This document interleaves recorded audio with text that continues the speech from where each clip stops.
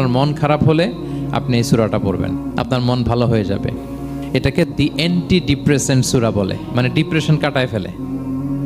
আমাদের এরকম অনেক সময় হয় না যে হতাশ, দেয়ালে পিঠ ঠেকে গেছে, কোনো বের হওয়ার রাস্তা নাই, কই যাব, কোথাও সফলতা নাই, সবাই আমাকে ভুল বুঝতেছে, এরকম মাঝে মাঝে হয় না আমাদের? আমাদের সবার লাইফে আপস অ্যান্ড ডাউনস আছে। আপনি যখন ভারাক্রান্ত হবেন, কষ্টে থাকবেন, এই সূরাটা পড়বেন, দেখবেন যে আপনার ডিপ্রেশন দূর হয়ে গেছে।